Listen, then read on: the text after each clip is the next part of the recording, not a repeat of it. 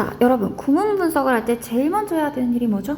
주어와 동사를 찾는 일입니다. 주어 동사를 딱 잡아 놓으시고 한국어에서도 주어 동사를 잡아 두세요.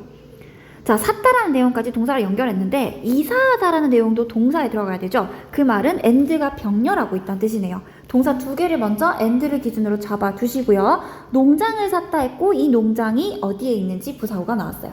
이렇게 주절을 다 해결하고 나니까 남은 게 이 부분이죠. 이 부분은 pp로 시작하는 분사 구문입니다.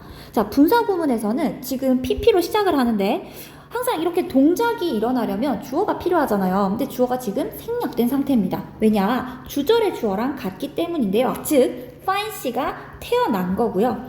길러진 거예요. 여러분, 원래 bear이라는 단어가 아이를 낳다예요. 근데 이게 pp형의 수동형이 되면 태어난 거죠. 그 다음에 원래 raise는 뭐뭐를 기르다라는 뜻인데 이게 pp형으로 바뀌면 자라다. 길러진 거니까 이렇게 pp형으로 바꿔서 생각할 수 있어야 돼요. 누구 입장에서? 주절의 주어 입장에서 pp 형태로 시작한다는 거 중요. 다음 문장 내려가 볼게요. I'm trying to stop까지 다 동사 표시해 보세요.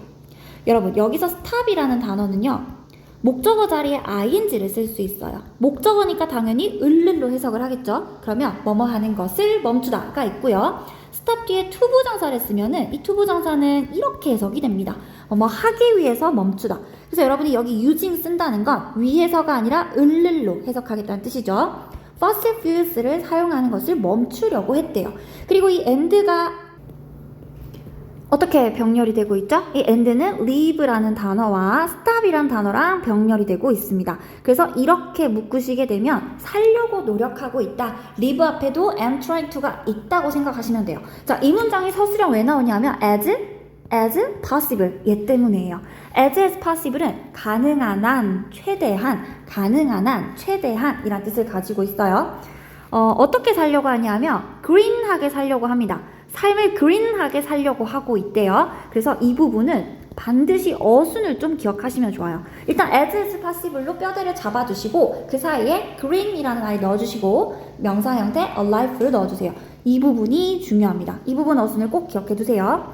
자, 그 다음 문장도 서술형 굉장히 많이 나오는데 여러분이 문장을 암기할 때 제발 무턱대고 외우지 마세요. 방법이 있습니다. 일단은 주어 동사를 찾는 것도 좋은 방법이긴 한데 문장이 이렇게 길 때는 한 번씩 끊어주셔야 돼요. 끊어볼까요? 지금 내가 끊는 게 어디 끊는 것 같으세요? 맞아요. 내가 지금 접속사 앞에 끊고 있어요. 대시라는 접속사 앞에 끊었어요. 5월도 사실 끊고 보니까 병렬된다는 걸 알게 됐습니다. 어떤 병렬이 일어났나요? turned라는 과거동사, drove라는 과거동사, went라는 과거동사, 즉 총 3개의 동사가 병렬된다는 걸 알게 됐다는 거죠. 자, 이렇게 먼저 끊을 부분은 끊어주시고 문장을 좀 단순하게 만든 다음에 시작하면 좋습니다. 수거 표현이 하나 나오는데요. 바로 이 부분이에요.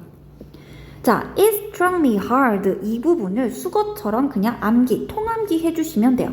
나를 세게 쳤다. 이거 직역하면 굉장히 어색하잖아요. 그래서 요런 해석으로 여러분이 이해해 주시면 돼요. 나를 세게 쳤다는 건 내가 정말 제대로 알게 됐다. 한 대 맞은 것처럼 제대로 알게 됐다. 라는 해석으로 이해해 주시면 돼요. 뭘 그렇게 제대로 알게 되었는지 대절이 나오는 구간입니다. 그러면 대시라는 접속사 뒤에 당연히 주어와 동사가 나오겠죠?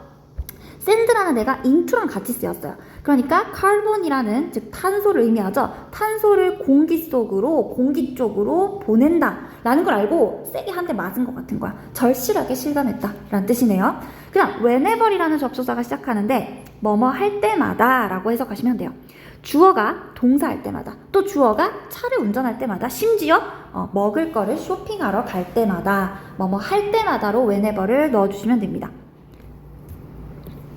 이 문장을 기억하실 때는 이 부분, 그 다음에 대절, 그 다음에 whenever절을 기억하실 때 동사를 총 3번으로 과거형으로 기억해 주시면 좀 더 빠르게 외울 수가 있습니다. 자, 다음 문장은 시험 정말 많이 나와서 별표를 100개, 1000개 달아도 모자랍니다. 너무 중요한 부분. 자, 문장이 길다고 느껴지면 어떻게 하라고요? 한번 끊어주세요. 그리고 주절에다가 표시를 한번 해주실게요. 이렇게. 자, 이제 앞에 if절 부분을 볼 건데 우리는 이 아이의 이름을 가정법 과거라고 합니다. 자, 가정법 과거는 해석을 약간 현재처럼 해석해 주시는 게 포인트예요. 현재처럼 해석한다는 건 없었다면이 아니라 없다면, 했을 거야가 아니라 할 거다 라는 식의 해석을 의미하는데요. 암기해야 될 포인트는 바로 if it were not for 입니다.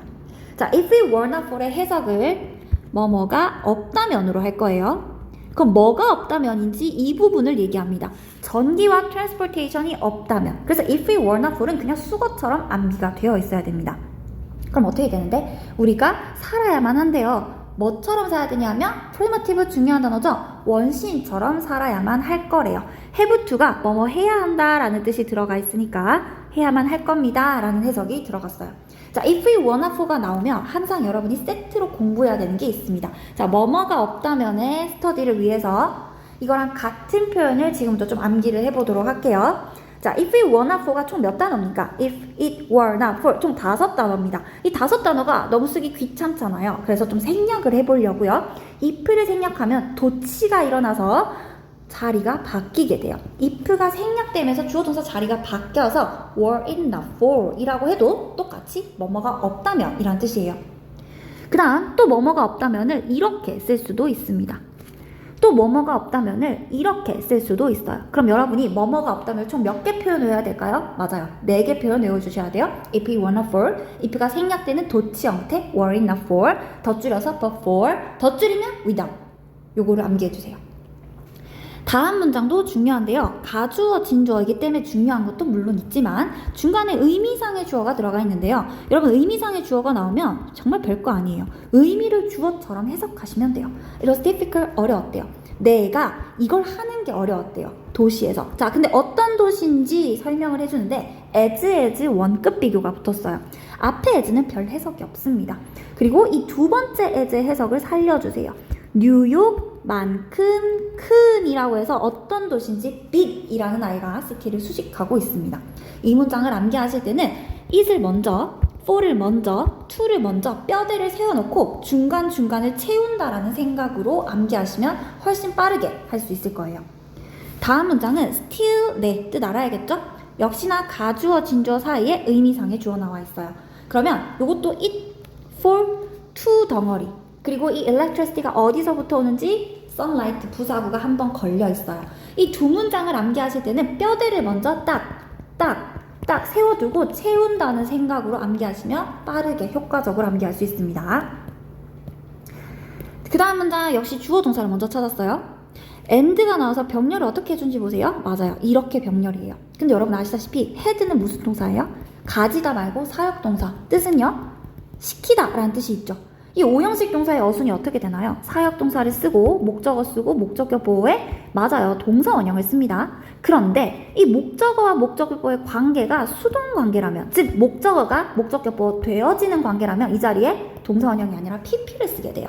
자, 여기서 이시 의미하는 건 트럭을 의미하는데요. 여러분 트럭이 개조를 하는 거예요? 개조가 돼야 되는 거예요? 맞아요. 개조가 돼야 되는 겁니다. 그래서 여기는 convert라는 동사 원형이 아니라 뭐가 나와야 되죠? pp 형태가 나와야 되는 게 너무너무 중요했어요.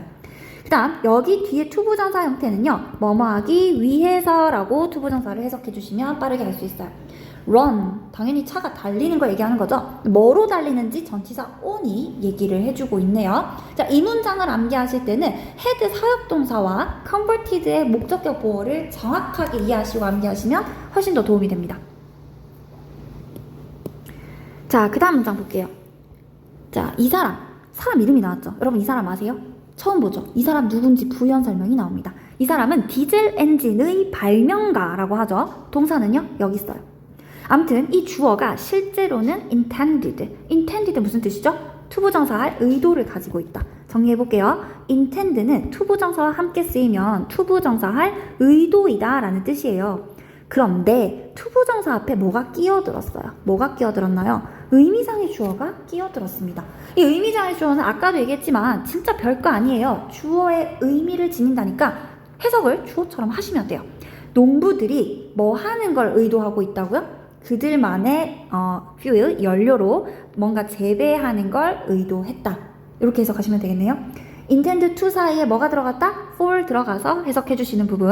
농부들이 이 부분이 의미상의 주어로 들어가는 거. 뭐말 의도를 가지고 있다? intend to 사이에 의미상의 주어 끼워 넣어주시는 이 부분이 핵심입니다.